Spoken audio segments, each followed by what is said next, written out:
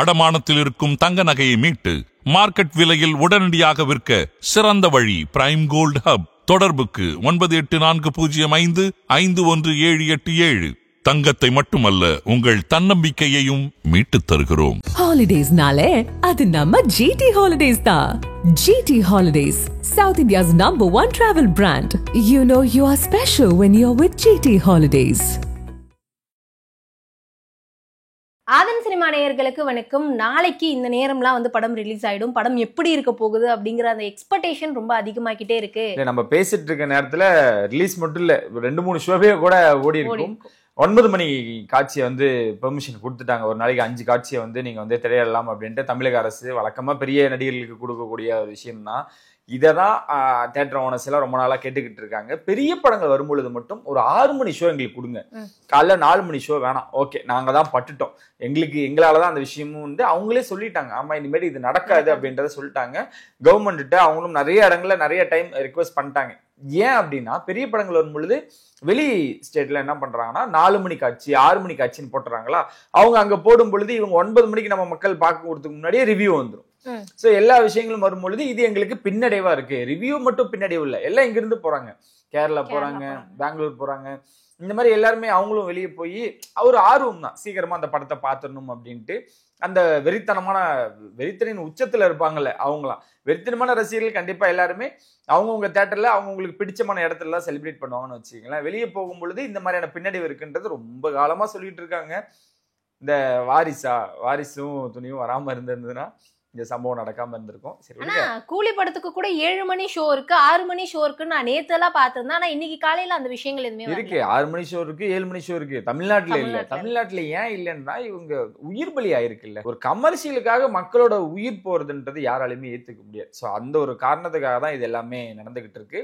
இங்க கவர்மெண்ட் ரொம்ப ஸ்ட்ரிக்டா இருக்காங்க. இது யாரு வந்தாலுமே இதுதான், இவங்களா அவங்களா மட்டும் இல்லாம நடிகர்களும் ஒத்துழைப்பு கொடுத்தது ஆகணும். 9 மணியும் நீங்க இல்லைன்னா அப்புறம் பின்னாடி போட்டுருங்க அப்படின்றாங்க. இல்ல, 9 மணியை தான் மோஸ்ட்லி கொடுத்து ஆகணும், கொடுத்துருவாங்க. ஸோ 9 மணிலேருந்து நைட் வரைக்கும் நீங்க ஓட்டிங்க, யார் போய் கேட்க போறாங்க அப்படின்ட்டு தான். சரி, அது ஒரு பின்னாடிவா இருந்தாலுமே கூட ரொம்ப மகிழ்ச்சியான விஷயமா தான் அமைஞ்சிருக்கு. நாளைக்கு என்ன நடக்கும் அப்படின்னா, திருவிழா மட்டும்தான். எல்லா இடங்களையும் ரஜினி ஃபேன்ஸ் எல்லாம் இங்க அப்படியே வான வேடிக்கையோட எல்லாம் ரெடியா இருக்காங்க தலைவரோட தரிசனத்துக்கு. படத்துல இருக்கிறவங்களும் சரி, அதான் உபேந்திரா சொல்லியிருப்பாரு, சார் எங்களுக்கு 14ஆம் தேதி செலிப்ரேஷன், அது வந்து எங்களோட லைஃப்ல வந்து இந்த மாதிரியான செலிப்ரேஷன் நாங்க பார்த்ததில்லை அப்படின்ட்டு.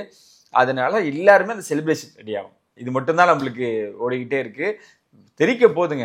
நிறைய இடங்கள்ல வந்து இந்த வார் படத்தை வந்து போடல அப்படிங்கிற மாதிரி நிறைய விஷயங்கள் பாக்குறோம். ஒரு நாளைக்கு 5 ஷோ வந்தாலும் எல்லாமே கூலியா தான் இருக்கு, வார் படமே இல்ல. அப்போ அந்த வார் அப்படிங்கிற படத்துக்கும் ஒரு ஆடியன்ஸ் இருக்காங்க இல்லையா. இது பார்ஷாலிட்டிஸ் பாக்குற மாதிரி நிறைய விஷயங்களையுமே சொல்றாங்க. ஆனா அது எந்த அளவுக்கு உண்மை? ஏன் கூலிக்கே இவ்வளவு ஸ்கிரீன்ஸ்? வார் 2ன்னு ஒரு படம் வருது, அந்த படமுமே ஒரு பெரிய பொருட்செலவுல தான் வருது.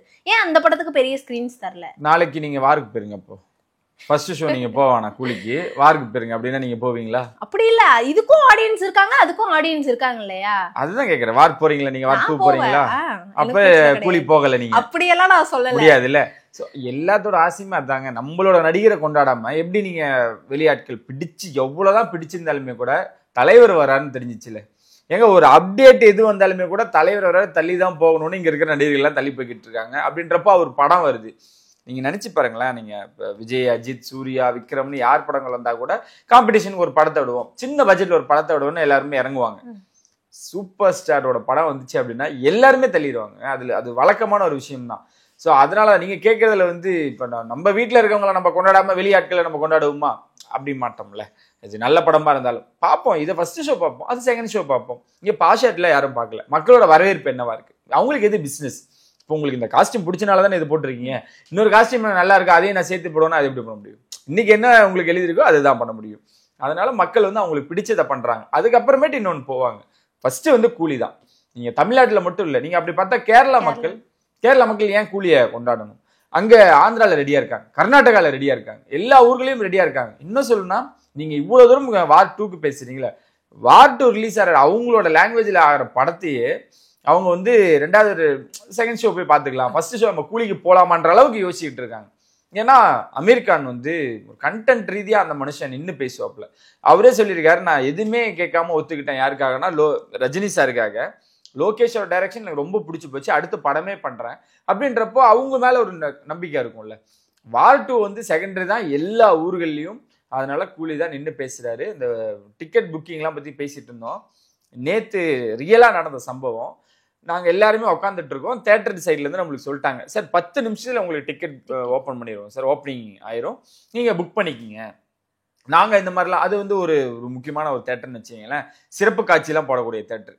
அவங்க சொல்றாங்க, நாங்க வந்து இந்த மாதிரி பிளாக்ல எல்லாம் வைக்க முடியாது சார், எங்க ஊர்ல எல்லாம் வந்து பக்கத்து ஸ்டேட் தான் சொல்லிடலாமே, நாங்க வந்து ஓப்பன் பண்ணிடுவோம் சார் ஆன்லைன்ல அப்படின்னா. சரி ஓகேன்னு ஆன்லைன்ல உட்காந்துருந்தா டிக்கெட் பிரைஸ் 500 rupees. உட்காந்துட்டு இருக்கோம், ஆளுக்கு ஒவ்வொரு டிக்கெட் தாங்க புக் பண்றோம். ஓப்பன் பண்ண ஒரு நிமிஷம் தான் சர்வர் வந்து ஃபெயில்டுன்னு வருது. எனக்கு லாஜிக்கே புரியல. ஏன்டா 60 செகண்ட் ஒரு நிமிஷம்? இப்போ அவரு நம்மளுக்கு ஃப்ரெண்ட்ஸ், இப்போ இவங்க முக்கியமானவங்க அப்படின்னு சில பேர்ல வச்சிருப்பாங்க, அவங்களுக்குலாம் மெசேஜ் தட்டி விடலாம், சார் டிக்கெட் ஓப்பன் ஆகுது. அப்படி பார்த்தா அந்த தேட்டர்ல ஒரு 300-400 சீட் இருக்குமா, 400 பேருக்கு அவர் போட்டிருக்க முடியாது. அப்ப அவன் பாக்குறான், எவ்வளவு நேரம் பார்த்துட்டு இருப்பான், என்னதான் பண்ணிட்டு இருப்பானுங்க, தவம் கிடக்குறாங்கன்ற மாதிரி. நான் கண்ணு முன்னாடி பார்த்தேன், நான் கேட்ட நம்பர் எனக்கு கிடைக்கல, அது வருத்தம் தான். ஆனா அவங்க தேட்டர் சைட்ல இருந்து ஒன்னு தான் சொல்றாங்க, சார் நீங்க எதிர்பார்த்த மாதிரிலாம் நடந்துடாது, ஆன்லைன் தான், முடிஞ்சா பண்ணிக்கோ, எடுத்தெல்லாம் வைக்க முடியாது அப்படின்றாங்க. முடியல, ஏன்னா அவ்வளவு தூரம் அந்த ரசிகர்களோட வெறித்தனம் நம்மளுக்கு தெரியுதுல்ல. செலிப்ரேஷன் ஆல் ஓவர் இந்தியா நடக்குது, இந்தியா மட்டும் இல்ல வேர்ல்டு ஃபுல்லாவே வந்து இந்த கூலிக்காக ஒரு எதிர்பார்ப்பு இருந்துகிட்டே இருக்குல்ல. ஸோ அதெல்லாம் வந்து அடுத்தடுத்த விஷயங்கள் தான், எல்லாருமே வேண்டிக்கிட்டு இருக்காங்க.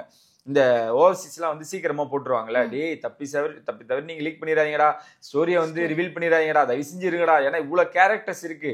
இன்னொரு விஷயம் என்ன சொல்றாங்கன்னா, கதையை நீங்க தெரிஞ்சுக்கங்க.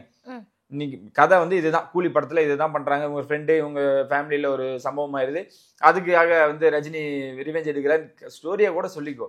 ஆனா அந்த ஸ்கிரீன் பிளேவும் ஸ்கிரீன் பிரசன்ஸ்னு ஒண்ணு இருக்குல்ல, நாங்க அதுக்காக படத்துக்கு வரோம். தலைவர் ஃபேன்ஸ் இறங்கிட்டாங்க.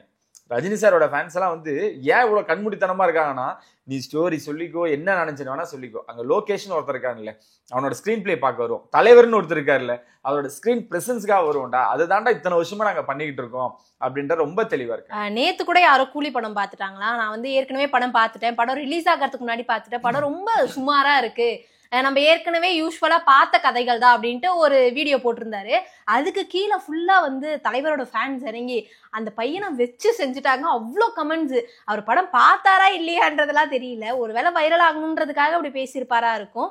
ஆனா அந்த இடத்துல கூட ரஜினியோட ஃபேன்ஸ் வந்து எவ்வளவு சப்போர்ட்டா இருக்க முடியுமோ அவ்வளவு சப்போர்ட்டா இருக்காங்க அந்த படத்துக்கு. மீண்டும் வந்துட்டாங்க சைலண்டா அப்படின்னு இல்ல, அவங்க வந்து ரஜினி அவர்களுக்கு ஒண்ணுன்னா எப்பவுமே களத்துல இறங்குறவங்க தான் அவங்க, அப்படியே அமைதியாவே இருந்துகிட்டு இருப்பாங்க. நீங்க சொன்ன மாதிரி ஓவர்சீஸ்லயே வந்து இன்னும் டைம் வந்து இன்னும் புக்கிங் ஓப்பன் பண்ணல மீன்ஸ் இன்னும் ஸ்கிரீன் பண்ணல, ஃபர்ஸ்ட் ஷோவே இன்னும் எங்கேயும் போடல. அப்படின்றப்ப எப்படி படம் பார்த்துக்க முடியும்? அவங்க படம் பார்த்துருக்கவங்க ஒன்னு சன் பிக்சர்ஸ் டீம்ல இருக்கும், இல்லைன்னா லோகேஷ் டீம்ல. இன்னொன்னு சொல்லணும், லோகேஷ் டீம்ல கூட ப்ராப்பரா ஒரு இடத்துல இந்த விஷயங்களோட சிஜியா சின்ன விஷயங்கள் நடக்கல. சிஜிலாம் சொல்லியிருக்காரு, இந்த படத்துல சிஜியே கிடையாது, அப்படியே யூஸ் பண்ணினாலும் 1 நிமிஷம் 2 நிமிஷம் தான் அப்படின்னு. டிஏஜிங்லாம் இருக்குன்னு கேள்விப்பட்டேன். அது இருக்குங்க. நான் என்ன சொல்றேன்னா, இப்போ சிஜி ஒர்க்லாம் இருக்குல்ல, அந்த மாதிரியான விஷயங்கள் இருந்தாலுமே கூட ரொம்ப கம்மியான டியூரேஷன். இப்போ நம்ம லியோக்கெல்லாம் ரொம்ப கிரீன் மேட்லாம் எடுத்து ப்ளூ மேட்லாம் எடுத்துலாம் ஓடுவாங்க, அந்தந்த இடங்களுக்கு ஓடுவாங்க. அந்த மாதிரி நான் வச்சுக்க நான் விரும்பல அப்படின்றாரு லோகேஷ். எனக்கு தெரிஞ்ச அந்த 1 நிமிஷம் 2 நிமிஷம் கூட இந்த டிஐஜிங்கா கூட இருக்கலாம். அந்த மாதிரி நான் பார்த்து பண்றேன். அந்த மாதிரி ஒர்க்லாம் கூட 2-3 இடங்களை கொடுத்து தான் வாங்கியிருக்காங்க. அவன் எடிட் பண்றவனு கூட என்ன பண்ணணும்னு தெரியாது, பக்கத்துல ஒருத்தர் இருப்பாங்க, சார் எனக்கு இது வரக்கூடாது, இதுதான் வேணும் அப்படின்னு வாங்கியிருப்பாங்க.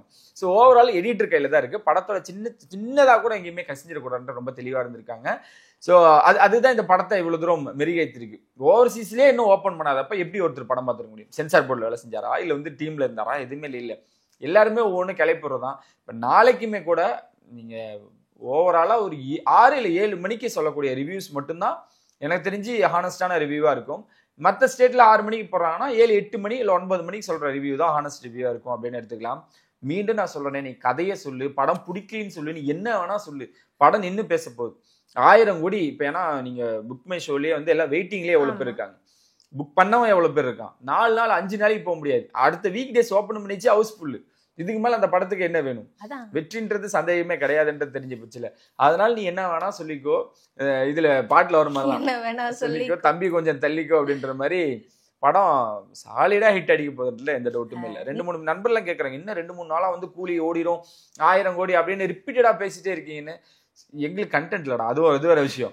இன்னொன்னு கூலி நிரந்தரம், அதுதான் அதுல இருக்கிறத நம்ம பேச முடியும். ஏன்னா நாகார்ஜுனா வந்து ஈஸியா ஒரு இதுல நீங்க எடுத்து எல்லாருமே சொல்ற உபேந்திராவா இருக்கட்டும், சௌபினா இருக்கட்டும், சௌபின் கூட ஓகே தலைவர் லோகேஷ்காக படம் பண்ணலாம். நாகார்ஜுனா, அமீர் கான் இவங்களாம் வந்து தலைவருக்காக பண்ணாலுமே கூட அந்த அவங்களுக்குன்னு ஒரு ஸ்கிரீன் ஸ்பேஸ் எதிர்பார்ப்பாங்க. நம்மளோட கேரக்டர் என்னவா இருக்க போகுது, நம்ம ஒத்துக்கிட்டோன்றதை எங்கேயும் தப்பு பண்ணியிருந்துட கூடாது அப்படின்னு. இந்த மாதிரி எவ்வளவு தமிழ் டைரக்டர்ஸ் அங்க போயிருப்பாங்க. ஏஆர் முருகதாஸ் சார்ல இருந்து சங்கர் சார்ல இருந்து எல்லாருமே அவங்களாம் யோசிக்காமையா இருப்பாங்க. இதுக்கு முன்னாடி எப்பயோ எல்லாமே அந்த மல்டி ஸ்டார்ஸ் எல்லாமே உள்ள கொண்டு வந்துட்டாங்க. ஸோ அவங்களாம் யோசிக்காமலாம் இல்லை, எல்லா ஸ்டோரிஸும் போயிருக்கும். இதை ஏன் ஒத்துக்கிட்டாங்கன்னு ஒரு கேள்வி இருக்குல்ல, அதை நீ அங்கே வந்து பார்த்துக்கோ அப்படின்றனாலதான் நாளைக்கு என்ன நடக்குதுன்றது நம்மளுக்கு எதாவது சொல்றேன். ரொம்ப ஆரவாரமா இருக்க போகுது படம். எப்படி இருந்தாலும் கொண்டாடப்பட வேண்டிய படமா இது அமைய போகுது. தலைவருக்கு ஒரு 100 பாஷான்றாங்க. நாகார்ஜுனா அதான் சொன்னாரு, 100 பாஷா சேர்ந்தா கூலி அப்படின்றாரு. பயங்கரமான இது. நாளைக்கு என்ன நடக்க போகுது அப்படின்னு நீங்க கேக்குறீங்க. ஆனா இன்னைக்கு நைட்டு லோகேஷ் அவர்கள் என்ன படத்தை பார்த்துட்டு வா அப்படின்னு சொல்ல போறாங்கன்றதுதான் ஒரு ஈகர்னஸா இருக்கு. ஆமாங்க, லோகேஷ் டீம்ல வேற ஒருத்தர் இன்டர்வியூ கொடுத்துட்டு ஃபுல் ஸ்டாப் வைக்கல, கமாவும் வைக்கல, டாட் என்ன ஏதாவது ஒன்று சொல்லிட்டு போயிருக்கல. ஏன்னா லோகேஷ் சொல்லிட்டாரு இது வந்து தனி படம், எல்சியூல வராது அப்படின்ட்டாரு. இந்த ஆனந்த்ராஜ், இந்த பொண்ணுமெல்லாம் இவங்கெல்லாம் பழைய ஆக்டர்ஸ் எல்லாம் வந்து ஃபர்ஸ்ட் படத்துல வில்லனா நடிச்சிருவாங்க. ஒரு 10, 15, 20 படம் அவங்களுக்கு வந்து வில்லனா தான் கமிட் ஆகும். இவரு சொல்லியிருக்காரு, பசுபதி சார் சொல்லியிருக்காரு, விரும்பாண்டி படத்துக்கு அப்புறம் சினிமாவே வேண்டாம் நான் முடிவு பண்ணிட்டேன். ஏங்க அப்படின்னு கேட்கும் பொழுது, ஏங்க எல்லாமே அதே கேரக்டருங்க, வேஷ்டி போட்டு நீ சட்டையை போட்டு வா, எனக்கு வந்து அந்த டைலாக் பேசின்றாங்க, வெறுத்து போச்சு வாழ்க்கை அப்படின்ற மாதிரி. லோகேஷ் எந்த படத்துல இருந்தாலும் எல்சியூ தான் பாருங்க, எல்சியூ தான். அவரே சொல்லியிருக்காரு, இந்த இப்ப கைதி 2 எடுக்க போற அது எல்சியூல தான் வரப்போகுது. விக்ரம் 2 எடுக்க போற அது இது எல்சியூல தான் வரப்போகுது. லியோ 2 எடுப்பேன் அதுவும் எல்சியூல தான் வரப்போகுது. இது இல்லடான்னு கூவி விற்கிறாங்க. நேத்து நைட்டு எனக்கும் என் ஃப்ரெண்டுக்கெல்லாம் பயங்கரமான சண்டை. சரி நீ இப்படிதான் சொன்ன, லியோக்கு என்ன சொன்ன, எல்சியூ இல்லன்னு எப்படி கொண்டாந்து நைட்டு வந்து போட்டாரா. அவர் ட்விட் ஒன்று போடுவாரு, உள்ளேயும் அந்த சர்ப்ரைஸ் இருந்துச்சுலடா அப்படின்னு கேட்கும் பொழுது நம்மளுக்கே இருக்குமோ ஒருவேளை நடந்துச்சுன்னா அப்படின்றனாலதான் என்ன கனெக்ட் பண்ணிக்கிறாங்க அப்படின்ற விஷயம் இருக்குல்ல. 30 வருஷமா ஒருத்தன் அண்டர் கிரவுண்ட்ல இருந்து ஒர்க் பண்ணா அப்படின்ட்டு இவரு சத்யராஜ் சொல்றாருல, 30 வருஷமா நான் ஒருத்தரை ஒளி வச்சுட்டு இருக்கேன். ஸோ அப்ப அங்க ஒரு சின்னதா ஒரு கனெக்ட் பண்ணிக்கிறாங்க, மக்கள் பண்ணிக்கிறாங்க. இங்க வந்து இந்த 2 கண்டெய்னர் எங்கடா அப்படின்னு ஃபகத் ஃபசில் கேட்பாரு. அமீர் கான் முன்னாடி அந்த 2 கண்டெய்னரும் நிற்கும். ஸோ இதெல்லாம் தான் கனெக்ட் பண்ணி எழுதி வச்சுக்கங்க. இதுதான் கண்ணா ரவி வேற ஒரு வந்து அது வந்து ஒரு எப்படி சொல்றது, ஒரு பிளாக் மேஜிக் மாதிரி. அது அந்த பர்சன் இருக்காரா இல்லையா, கைதி 2லையா இதுல வருவாரு அப்படின்ற ஒரு விஷயங்கள் இருந்துகிட்டே இருந்துச்சுல. அதை வந்து இந்த இடத்துல இந்த படத்துல பார்த்ததுக்கு அப்புறம் பாருங்க, கண்ணா ரவி இருக்காரா, இருக்குங்க ஏதோ ஒன்று இருக்கு அப்படின்னு எல்லாருமே கனெக்ட் பண்ணிக்கிறாங்க. இருந்துச்சுன்னா டபுள் சந்தோஷம். ஆனா இருக்காதுன்றதுல ஒரு 95% இருக்காதுன்றது நம்பலாம். நம்ம ஆல்ரெடி இதை பத்தி பேசியிருக்கோம். ப்ரொடக்ஷன் தான் இவ்வளவு ப்ரொடக்ஷன் ஒரு படத்தை பண்ணணும் அப்படின்னா சன் பிக்சர்ஸ் இல்லாத படம் இல்லை. எல்சியூன்றது இங்கிருந்து உருவாயிருந்ததுன்னா இவங்க பண்றதுல நம்பிக்கை இருந்திருக்கும். வெவ்வேறு கம்பெனிஸ் பண்றதுனால அதிகபட்சம் இருக்காது. லோகேஷ் அதுக்கு இது பண்ணியிருக்க மாட்டார். ஆனா எனக்கு ஒரு விஷயம் புரியுது, பெரிய ஒரு முழு நீள வில்லன் படம், வில்லனிசம் கலந்த ரஜினி படத்தை ஒன்று நம்ம கூடிய சீக்கிரம் பார்க்க போறோம். அது இப்ப நடக்காது. கைதி 2, அமீர் கான் ப்ராஜெக்ட், விக்ரம் 2 இதெல்லாம் முடிச்சுட்டு மறுபடியும் ரஜினி சார் கூட லோகேஷ் இணையும் பொழுது அந்த படம் வரும். இந்த படம் யாருக்கும் போகாம தலைவருக்காக அவர் படம் பண்ணிட்டாரு, சூப்பர் ஸ்டாருக்காக படம் பண்ணிட்டாருன்னா அந்த படம் தான் இருக்குல்ல செம்ம பிளாஸ்டா இருக்க போகுது. அந்த படத்தை ஏன் பண்ணல அப்படின்னு ஒரு விஷயம் இருக்குல்ல. இரும்புக்கை மாயாவியே சூர்யாட்ட சொன்ன காலகட்டத்தில் அவருக்கு எக்ஸ்பீரியன்ஸாகவும் தேவைப்பட்டுச்சு, டெக்னாலஜியாகவும் அப்டேட் ஆகலை அப்படின்ற ஒரு விஷயம் தான் அவரே சொல்லியிருந்தார். கொஞ்சம் நேரம் எடுத்துக்கும், கொஞ்சம் காலம் எடுத்துக்கும், அதனால வேறு ப்ராஜெக்ட் போயிட்டேன். அந்த படத்தில் இருக்கக்கூடிய சின்ன சின்ன விஷயங்கள் அடுத்தடுத்த படத்தில் பார்த்தனால என்னால் அதை பண்ண முடியல அப்படின்னார்ல.